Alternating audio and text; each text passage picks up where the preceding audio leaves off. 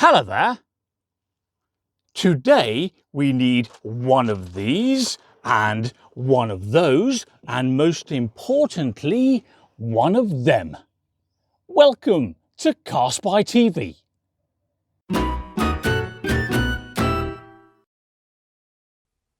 Right, today we're doing a couple of minor jobs in the Nissan Primera P12, the first of which is to get rid of some very annoying stone chips.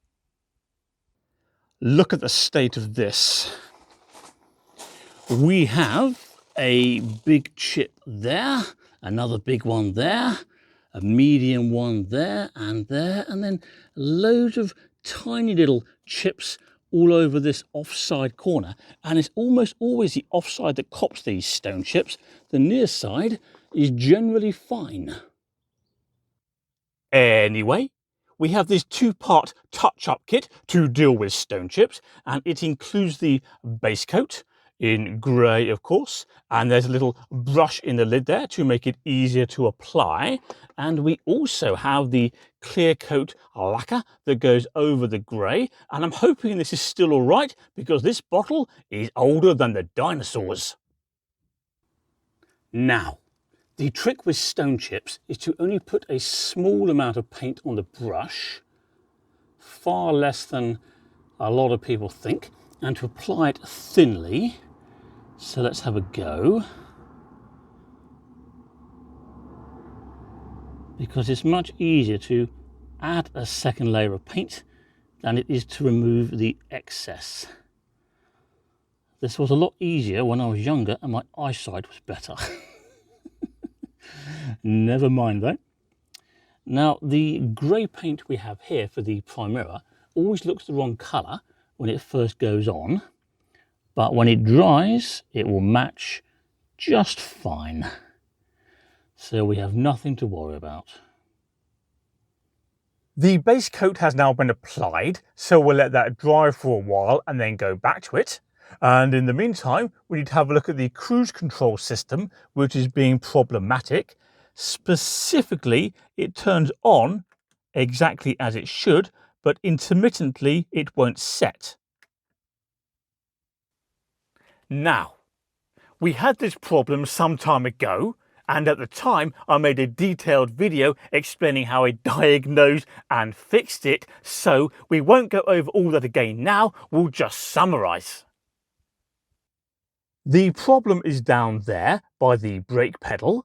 Specifically, it's the switch that's attached to the pedal and is just up there. Now, this switch has a plunger on the end that goes in and out, but it's not moving freely. Therefore, the cruise control system thinks I'm braking when I'm not, and therefore it won't set. Last time we had this problem, we fixed it by lubricating the plunger with GT85, and to be fair, that repair lasted a good long time. So we'll repeat that today, and I'm confident it will work. But if the problem comes back for a third time, I'm simply going to buy a new switch, and that will be a permanent solution. Now, look at this. A bird, once again, has been using my car as his own personal latrine. Right.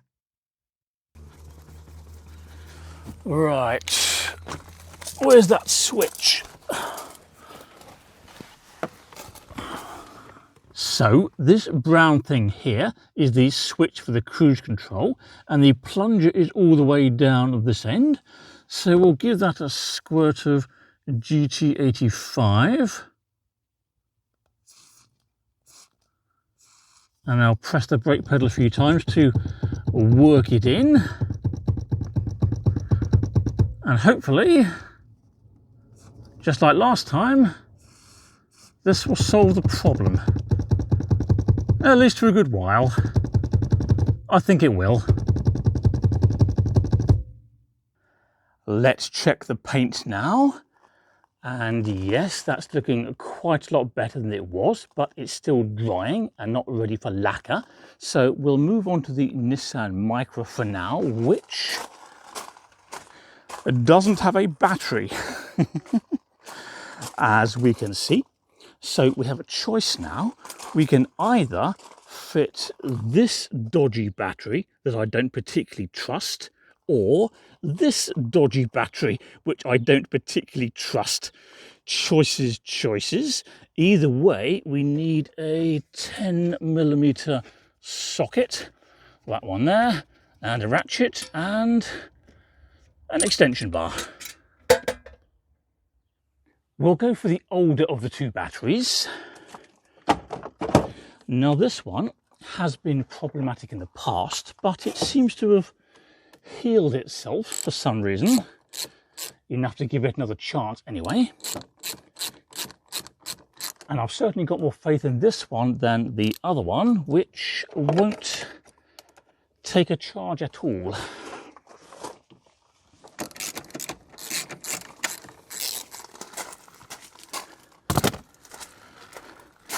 All right, place your bets. Come on, car, you can do it.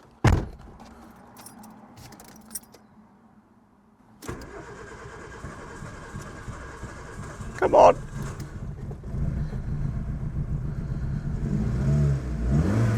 Just about. Let's go for a quick spin, shall we?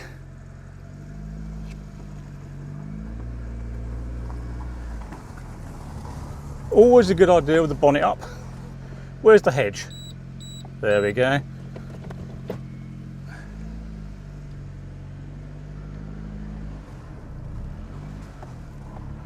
All right, well, the battery is certainly working to some extent. Let's leave the engine on for a little bit to recharge it. Now, there were so many stone chips on this corner that realistically it could do with a respray at some point rather than just a touch up. And it doesn't help that a few years ago, when this car was parked, someone hit it and they did some damage up here and down there, as I recall. But a respray is way beyond what we're doing today. Today we're aiming for substantially better, but not necessarily perfect. So we'll let the lacquer dry for a while and have a look in a bit. In the meantime, we need the keys from the Micra. The boot needs sorting because that's for the tools in the Primera, and we have the Corsa here today as well, which is having its battery charged. So let's see how that's getting on. 13.8 volts. All right, so that appears to be taking a charge. Good. In other news, the other day the leg on my trousers ripped open, but luckily there's a much quicker solution than needle and thread. Gaffer tape. Okay, it doesn't look like it now, but it's been raining all over the car, which hasn't helped. But nonetheless, the final result is about what we expected. Nothing spectacular, but significantly better than it was, and the best I can do without a respray. So we'll call that a win and move on. Anyway, that's it. But before you go, don't forget to subscribe to CarSpyTV. That makes it easier to find my other content. Can you also please do me a favour and click like on this video, and I'll see you next time, hopefully without any stone chips. Bye bye.